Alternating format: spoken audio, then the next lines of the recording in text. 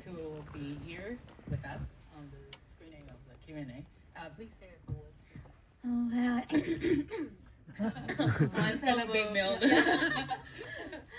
Thank you so much for coming to the screening, and I'm so moved to see this full house. So yeah, thank you for watching, and yeah, thank you for being here. It's actually it's really special that to have such a big house for a documentary in Hong Kong. So we want to thank you for attending the screening as well. So I will start off with a few questions first, and then if you have any comment or questions, you can raise your hand. 需要翻譯都可以嘅，即係廣東話我都可以幫手翻合咁樣。咁let's start off with simple questions on like how did you find out the structure of the film when you were shooting? Because you didn't know that you were shooting a feature documentary in the beginning. So can you tell us the process like throughout the whole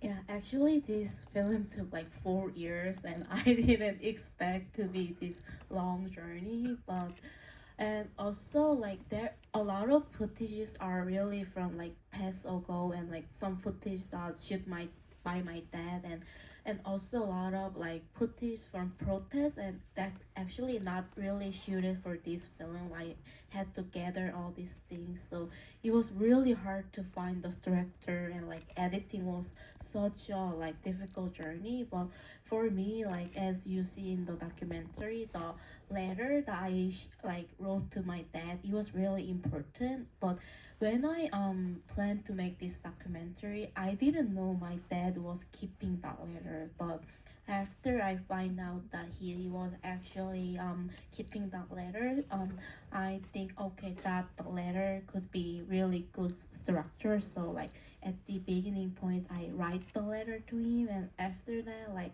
in some point, I find it, and at the end, I have to ask him about it. And I think that was the journey for me to like coming of age and stories. So I think that was really important part for me to make the structure. Was it hard for you to find the footage of your father on the news, or is it very easy? Like your father were on the TV all the time. Actually, it was really hard to find. Really hard to find, but I kind of remember like I saw him on the TV, and I heard about that he was on this thing, but it was really hard to find it, and it was like government archive, so I couldn't access to all of it. So I have to search a lot, and it took really a long time. But after I find some few words, I get to find that footage. So yeah, I could put it there. But it was really difficult journey. But as a kid, looking at the father and your mother of different opinion, how was it for you and your sister living in a family? Yeah, it was really big confused. Like I was really always like, oh, what should I do? Because like whenever I go to the protest with my mom, every protest is happening in front of the government like complex, the building. So after I finish the protest, like I have to ride my dad car. Like my mom couldn't drive, so I have to wait for my dad to drive us to home. And then after the protest, like go front of the complex, and like the police will say, no, don't come, you couldn't come in. And I said like I cried, and I have to go to see my dad. And always remember that I cried to the police that I'm not the protester, I'm waiting here for my dad. So that time I was like, when I was in elementary school, I was really confused, and I was kind of scared about it. But later I get to like understand like both of them, and began to respect their different views. But when I was like in elementary school, I was like, okay, where who should I follow? So yeah, it was a difficult thing for me. Let's see if the audience has some questions on someone know. Oh my god. 可能要舉一舉隻手，因為睇唔睇到係。thank you for your good movies. Have your father seen the movies? And I want to say that your father is a good person. He choose rather not to say anything than lie to you. Thank you. Yeah, actually, like in the movie, I just show him the opening part, and actually he didn't like it.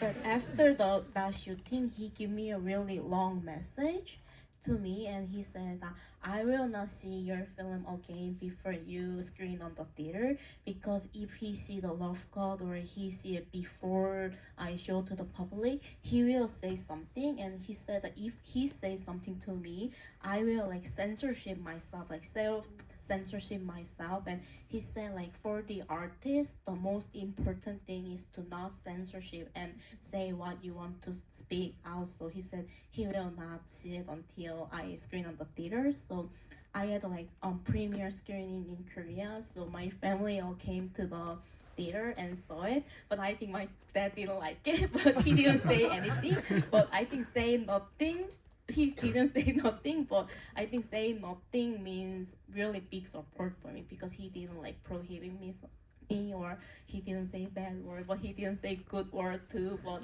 saying nothing is, I think, the best thing he could do for me.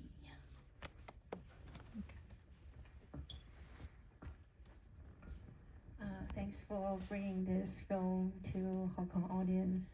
And my first question is, how do you organize this film? Like, for instance, you're like write the script first, then find the footage, or you just go with the footage and then edit it to form your film. So that's my first question. And next question is also, did your father give you a censorship before the public screening? That I'm worried about, if this film you got a lot of shots on him. So any influence to his career, that's I'm worried about. And the final question is, you already traveled a lot with your film in different film festival. So how's your stay in Hong Kong? Did you any impressions would like to share us? And did you find new connections and new opportunities in the industry here or in other different film festival? Thank you very much. Yeah, thank you for the questions. For the first question, I think I was really brave to make this long film, because I didn't know anything. I didn't know what it means to make this feature-length film. So at first, I had really hard time like editing and making the structure. So at first, I really pick up the really important part. Like I had a lot of footage, but I picked out like this must be in this film. So I picked some part of it, like the home video part or the protest part. So I put out this like most important part, and I like write it on the post-it, and I started to make structure, like go back and forth about that. And later I feel like documentaries also really have to follow some kind of rules that making the fiction films, or like all the storyline, like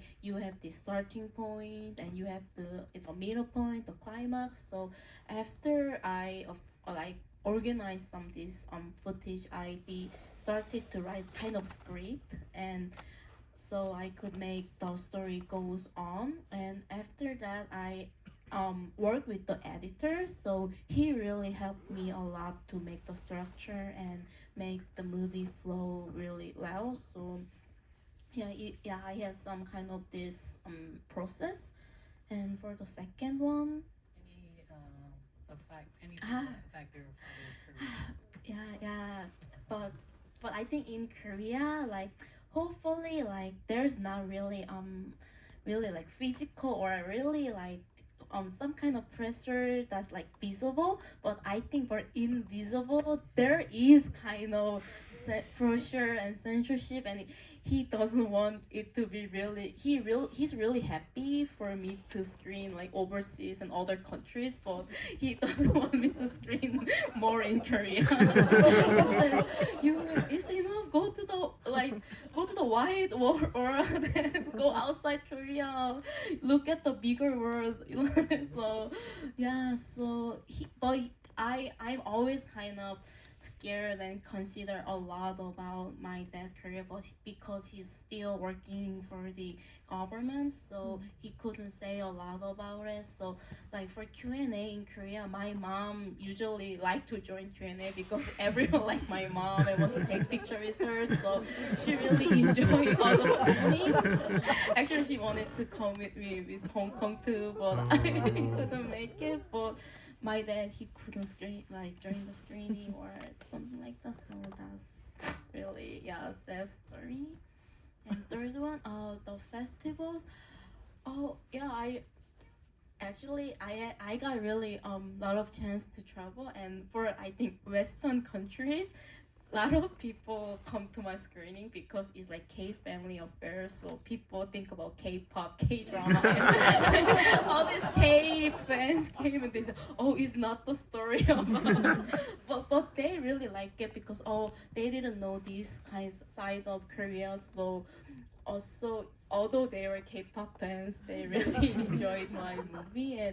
But especially I think it's really special for me to screen in Asian countries because a lot of like Hong Kong and Taiwan, especially I think Taiwan, like these countries are really related to my film, and they I think people cry a lot like after this movie. And actually last screening after the Q&A, a lot of people came to me and like cried, and I cried. I also cried. So yeah, it was really emotional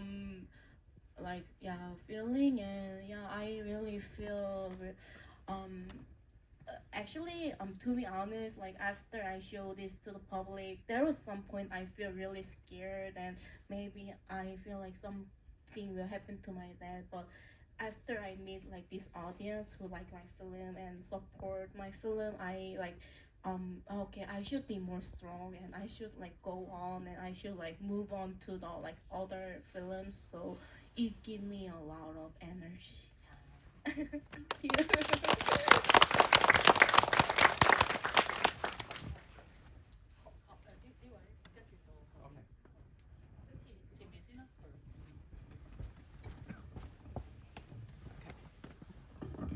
Thank you so much for your excellent film.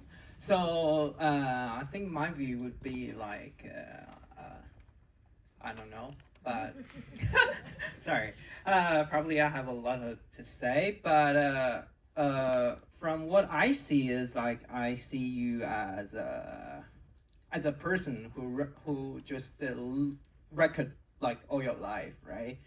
So like many people, I think they take photos or take videos to memorize the best moment of their life, right? And there's a film by Sean Penn. I think he mentioned like for the most beautiful times, like he don't film, he just feel it. But for you, I feel like this film like contains a lot of like lovely scene and a lot of lovely times, good time. So I would like to ask you like, how do you feel like you just literally like record like all your life? Does it like make your life better, or do you feel like yeah, I just want to know like how does this kind of video like affect your life as an individual? Yeah, actually, like you could see whole my life, like when I was born to since now. So yeah, it's really special for me. But like before I made this film, like as you can see in the documentary, like I couldn't join the protest, and like I was a student who like study film and like journalism. So a lot of my friends go out to the protest and film something, but I was the one who couldn't film. So sometimes I really feel guilty, and sometimes I feel like, oh, I couldn't be a good documentary filmmaker, I couldn't be a good journalist because I didn't film a lot of these things, but after I make this film, I feel like, oh, although I was like late and I was absent at those all these movements, but I had like my role and I had my like films and my footage to make another story. So although I was like late for the protest and I was not able to join this movement, but also there was something I could do with this my films and all these things. So I really feel thankful for this film and all this yeah thing, and who really joined this film and helped me to make this film. So yeah, I'm really these days I'm really thankful for like for for make like all the peoples and all the situations that helped me to make this film. Yeah, thank I think one other thing is very interesting is that you're when you pass the camera to your dad, and then he shoot you, and then he said, "Oh, I'm good, I can make it," but actually he's out of focus. you. That's the point. That's the point. Which is a side point to the questions. But maybe helping Yoko.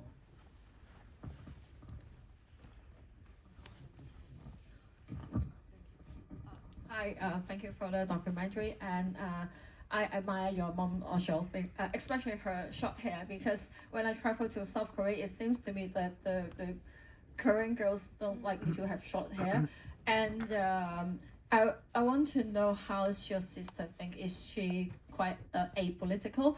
And the second question is, your mom mentioned in the film that she worries about the Me Too movement will become sort of like ritual or something like that. So do you think it's happening in South Korea? And also there is a tendency for male to sort of bounce back. There's increasing tendency of misogyny in around the world. So do you think this is also happening in South Korea? Thanks. Yeah, for my sister, actually, like for the parents, like I showed everything and they said like, although I think there's some part they don't like it, they say okay, just put it in. But for my sister, she said I look ugly, so you have to cut this. So I couldn't put anything. So she's like in the first part and the last part. So, but after she saw my film, she said like, oh, I'm so sorry that I just like said to cut off everything because I just look ugly, because it was really important thing, and she feel like, oh, I should be more like involved in this documentary. So she really think she really liked this documentary. And actually for like younger generation in Korea, we don't really talk about politics or social issues in daily life, but after my sister see this film, she really recommended to her friends, and like she said, oh, let's go and see it and like talk about this issue that passed by. So I think, oh yeah, I'm really thankful for that. And for the second question was, Do you think that the feminist movement actually makes the men hate? yeah. Oh, actually, the situation in Korea is getting really tough, because actually after Me Too movement, like there's really backlash about it. So you mentioned the short hair, like in Korea, when girls have like short hair, they really got attacked. There was some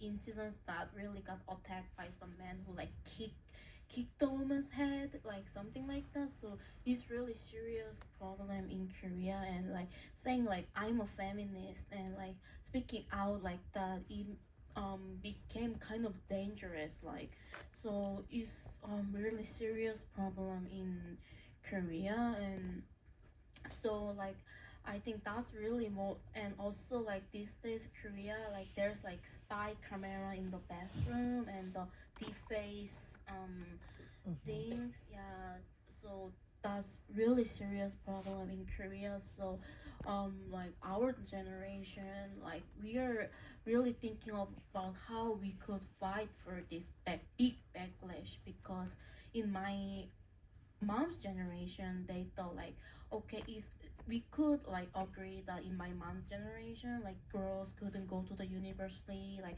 after marriage, like women have to be kicked out of the company. So okay, the feminism should be in Korea, but nowadays a lot of males in 20s say that there's no discrimination in Korea. There's gender equality. So why there should be feminism in South Korea? And also in Korea, like actually because of North Korea and South Korea relationship, every boys have to go to military when they are 20 years old, and they think this is a discrimination to boys, and this kind of debate is really a hot potato in Korea.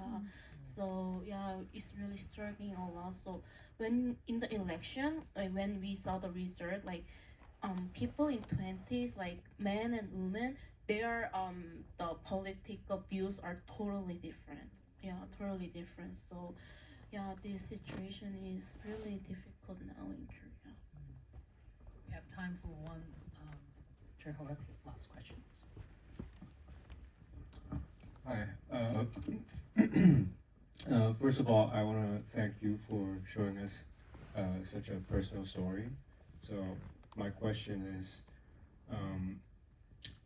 at which point did you become aware of the narrative of the movie? So in other words, did you know what story you wanted to tell when you were still filming and gathering footage, or was it later on in the editing process? And my second question is, were you ever frustrated that your father wouldn't give you a straight answer? Yeah, actually, I will answer the second one first. Actually, I was, and I feel like if I fail to get an answer from him, like I think I'm a loser. Like my documentary fail, and I couldn't like achieve something from this thing. But after I make this documentary and started editing, I think like the silence really tells something more. So I think yeah, that could be an answer. But I think like when I thought okay, this could be a story or I could finish shooting, is that I didn't know my dad go to the like the memorial ceremony for several victims. I didn't know that, but he go there every year, and I get to know that, and I actually shoot him. And I think although he couldn't say something, but like go that his action that going to this several memories memorial ceremony is something that the answer he could give to me. And actually in Korea like government who work for a government couldn't like attend in those kind of ceremonies because some people think that's political. So he could be kind of dangerous to attend those kind of ceremony. But although he attended, and like I shouldn't, he just leave it there. So I think I was really frustrated I couldn't get the answer, but I think the action that he showed me make me to finish this movie. So I think yeah, and also I think he's after I shoot that I think I feel like I could make some story and structure. And but while editing, I really didn't know what I want to tell because there was so many things happening in my family, and like all my like feelings are always up and down. So it was really hard to what to say and like how to say. But I think the editing, I think for like shooting was almost 2 years, but editing and shooting like together, I think it took almost 2 years to edit, and there's a lot of versions of editing. So I think I finally know what to tell during the editing. Yeah. 再一次多謝大家。